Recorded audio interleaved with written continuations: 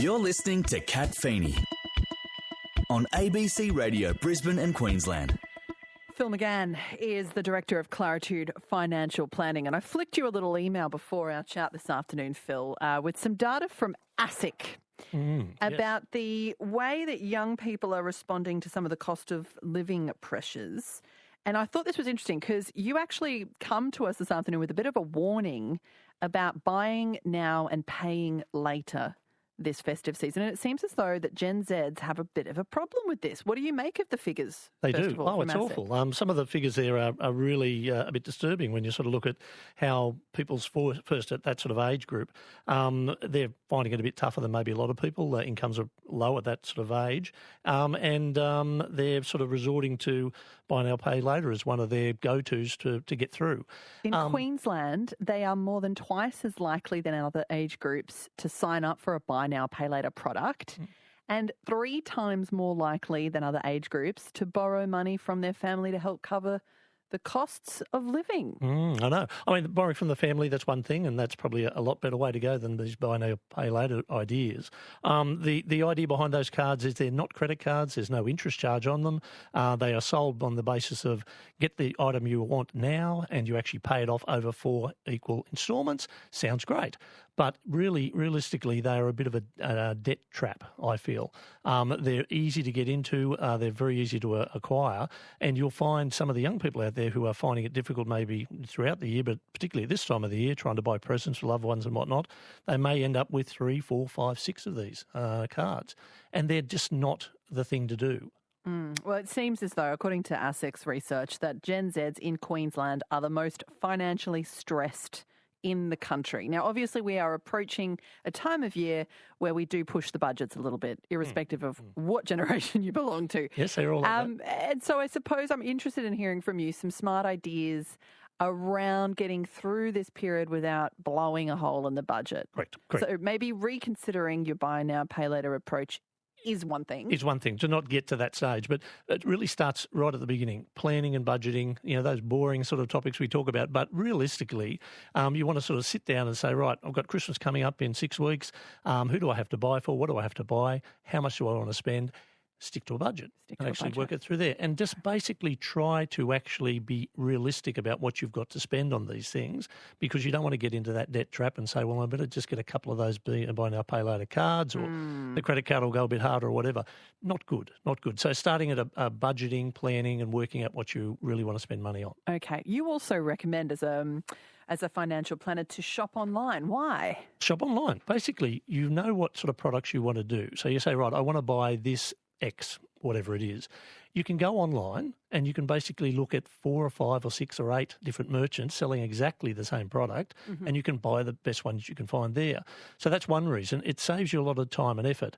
I've got 4 kids. You take 4 kids up to the shops during Christmas period. You've got to find a park. You've got to sort of feed them, all that sort of rubbish.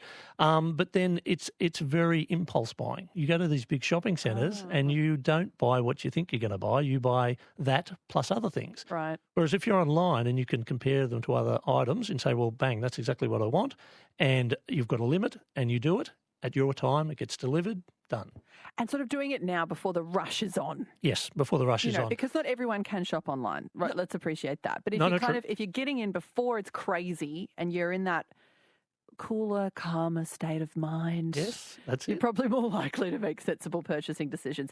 The one that I really want to talk with you about is tip number 3, Phil McGann, Director of Claritude Financial Planning. I'm Kat, and that is Secret Santering. Secret Santa. You were just talking about it. I didn't believe that you didn't like it. I couldn't believe The it. thing that I don't like about it, right, is I'm kind of against the whole let's just buy a bunch of stuff and spend a bunch of money this time of year because that's just what we do. Like I don't love that. What I love is the sort of the actual what I believe to be and the sort of the essence of the season. If you celebrate Christmas, maybe it's a celebration of the people that you love. Correct. And I don't think you put a dollar value on that, and I don't think throwing stuff at people you love necessarily expresses the love. No, true. And so it's when you get a bunch of random pieces of whatever, wrap them. I mean, I just don't like that there's no personal touch. No, true. But the other side, the randomness is not good. You really want to have, say, 8 people in your friendship group or family group, and you actually pick someone out, and it's a secret. You're buying for that person. And you are buying for that. I like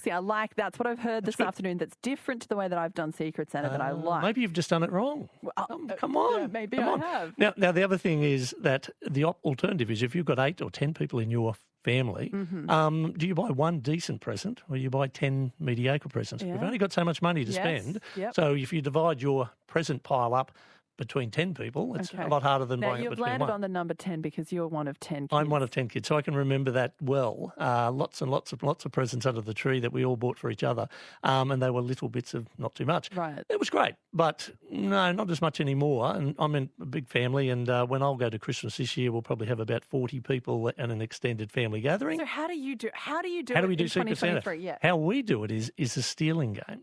So basically everyone in the family, the adults, you buy a present. So there might be 40 presents on a big table in the middle. You'll have a timer and you'll have a set of dice. You roll the dice and you basically, number 1, you'll go, unwrap a present.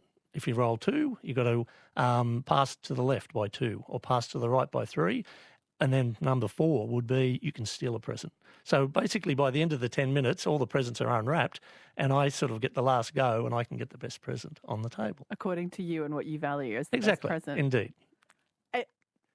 It's a fun thing to do, particularly after a long Christmas lunch, 4 o'clock in the afternoon. Lovely. I can see how that can work. It's good fun. Okay. Yeah. And it's a $40 or $50 present, not a how do you buy for 40 people? Right, at $40 a pop. No thanks. Phil McGann, very interesting. Good. Keep calm and cool-headed. And buy Christmas online. Season. Yes, very good.